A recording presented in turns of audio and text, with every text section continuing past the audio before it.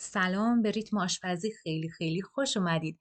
توی این کانال ما روزهای یکشنبه، سه‌شنبه و پنجشنبه با آموزش انواع غذاها و دسرهای ایرانی و خارجی در خدمتتون هستیم. امروز قصد داریم پیتزای گوشی مخصوص رو آموزش بدیم. لطفاً با من همراه باشید. لایک و سابسکرایب فراموش نشه. ممنونم از شما. خب مواد لازم: گوشت چرخ کرده 200 گرم، همینطور آرد گندم 500 گرم، قارچ 2 عدد، پیاز 1 عدد متوسط، پنیر پیتزا به میزان لازم، فلفل دلمه 1 عدد، روغن مایع 4 قاشق غذاخوری، نمک و شکر هر کدام 1.5 قاشق چایخوری و خمیر مایع 3 قاشق غذاخوری،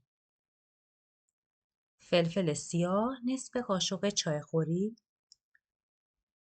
گوجه فرنگی برای تزیین 1 عدد، پیاز سرخ کرده 1 عدد متوسط و در نهایت زعفران دم کرده 2 قاشق غذاخوری. حالا میریم سراغ تهیه خمیرمون. اول برای تهیه خمیر ما خمیر مایمون رو لازم داریم که آماده بکنیم. داخل یک استکان نصف استکان رو آب پر میکنیم و داخلش خمیر مایمون رو میریزیم. باید آب کاملا ولرم باشه. آبی که داغ باشه یا سرد باشه اصلا به درد خمیر مایه نمیخوره، چون خوب عمل نمیاد. پس سعی کنید کاملا ولرم باشه. الان من خمیر مایه رو با کاشو میزنم و بعد از اینکه خوب ترکیب شد روشو با یک نعلبکی میپوشونم تا کامل کاور بشه و هیچ هوایی داخلش نره. به مدت 15 دقیقه میذارم که بمونه و استراحت کنه تا عمل بیاد. حالا آردمون رو الک میکنیم 3 مرتبه. این باعث میشه که کیفیت پیتزامون خیلی خیلی بهتر بشه، به خاطر اینکه هوا میره داخل آرد و کیفیتون رو خیلی بالاتر میبره. هرچند که از آرد قنادی هم استفاده کنید ولی سعی کنید 3 مرتبه الکش بکنید. حالا خمیر مایمون رو بعد 15 دقیقه که آماده شده و عمل اومده میتونیم استفاده کنیم. ببینید کاملا عمل اومده و پف کرد. الان من توی ظرف مناسب که بهتره ظرف بزرگی باشه اول آردم رو میریزم و بعد بقیه مواد رو بهش اضافه میکنم. حالا ما نمک و شکری که داشتیم رو میتونیم اضافه کنیم. شما میتونید این کار رو قبلا انجام بدید، یعنی همراه با آرد که الک کردیم اون مواد رو هم اضافه بکنید و با هم الک بکنید. حالا من این کار انجام ندادم و الان قاطیش میکنم و همش میزنم و ترکیبش میکنم و بعد از این کار من خمیر مایم رو بهش اضافه میکنم. خمیر مایه که عمل اومده رو الان به ترکیبم اضافه میکنم و خیلی خوب همش میزنم و بعدش نوبت روغنمه که بهش اضافه بکنم و همش میزنم تا یک ترکیب یه دستی رو به دست بیاره. حالا قشنگ ترکیبش رو میکنم و بعد آب رو بهش اضافه میکنم. آبی که برای این خمیر استفاده میشه 1 لیوان آب سرخالی باید باشه. 1 لیوان سرخالی آب 50 الی 60 درجه، طوری که گرم باشه ولی دست رو نسوزونه.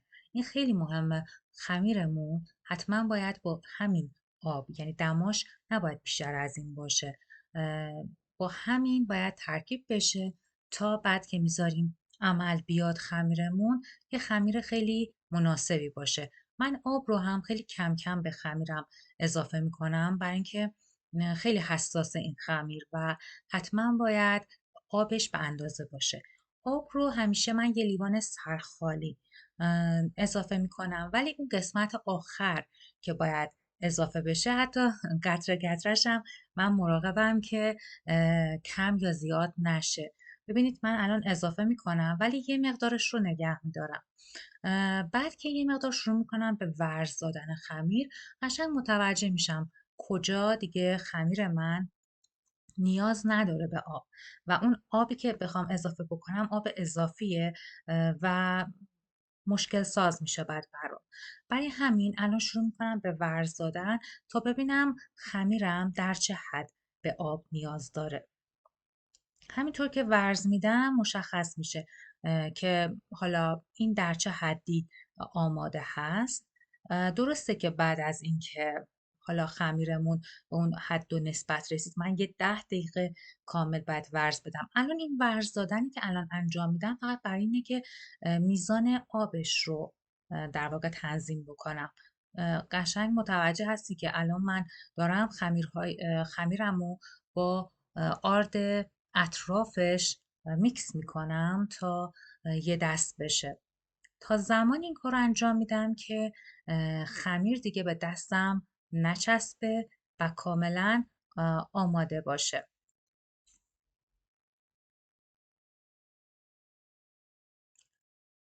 این کار یه مقدار زمانبر هست ولی ارزشش رو داره، چون که خمیر پیتزا واقعا خیلی جالب در میاد. پیتزای خونگی به خمیرشه. من همیشه میگم خمیری که تو خونه درست بشه خیلی خیلی با پیتزای بیرون فرق میکنه و واقعا یه خمیر یه دست الان داریم که من کاملا میبینید دیگه به دستم نمیچسبه، ولی یه خورده احساس میکنم یه کوچولو نیاز باشه آب برای اینکه زیاد خشک نشه.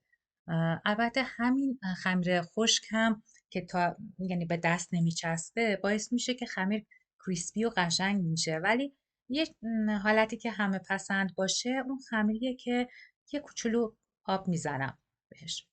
الان من همینو یه 10 دقیقه دیگه هم همین مدلی ورز میدم و اجازه میدم که خمیرم استراحت کنه. روش رو سلفون میکشم 1 ساعت در جای گرم یا 2 ساعت در جای معمولی. اجازه میدم که استراحت بکنه. الان میریم سراغ تهیه مواد گوشتیمون.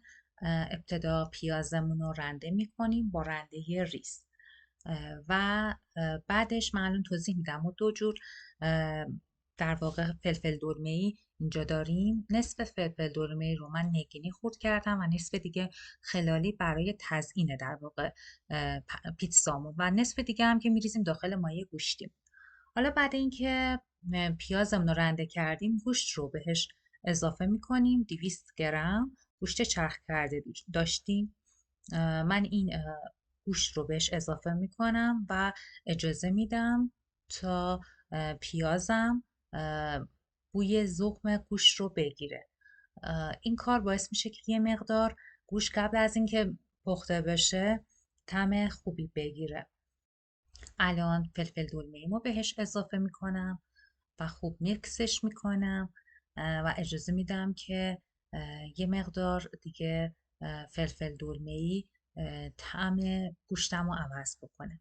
بعد بهش 1 لیوان حدوداً آب اضافه میکنم و میذارم که خوب بپزه. این کار رو میتونید انجام بدید برای اینکه فلفل دلمه‌ای اگه همراه گوشت پخته بشه یه مزیتی که داره اینه که طعم خیلی خوبی به گوشت میده. شما میتونید فقط فلفل دلمه خام استفاده بکنید همونطور که من برای تزیین استفاده میکنم، همون قدرم کافیه، ولی این فلفل دلمه داخل گوشت طعم گوشت رو واقعا محشر میکنه. پس پیشنهاد میکنم این کار رو حتما انجام بدید. الان میذارم روی اجاق گاز و اجازه میدم روی اجاق گاز بپزه و آماده بشه. حالا در این اثنا من میرم به سراغ خورد کردن گارچام. خیلی نازک اینا رو برش میدم و بعدش گوجه فرنگی رو همینطور نازک برشش رو میدم برای تزیین. البته الان میبینید که کاملا گوشتم پخته شده. کره رو بهش اضافه میکنم و بعدش هم میزنم و اجازه میدم که مایه گوشتیم کاملا جا بیفته. کره طعم فوق‌العاده‌ای به مایه گوشتی میده. الان زعفرونم بهش اضافه میکنم. ترکیب زعفرون و کره و همینطور رب گوجه فرنگی بسیار عالی میشه. رب گوجه فرنگی رو بهش اضافه میکنم و همش میزنم تا دیگه آماده بشه این مایه گوشتیمون. فقط یه پیاز داغش مونده که اجازه میدم اونم کاملا ترکیبم آماده بشه و در نهایت پیاز داغ رو در این حالت بهش اضافه میکنم.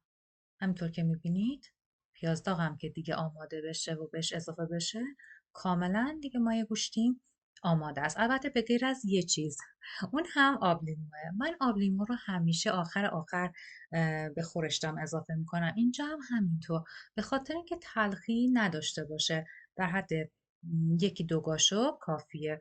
حالا بستگی به ذائقه‌تون داره. من یکی دو قاشق میزنم و مایه گوشتمون کاملا دیگه آماده.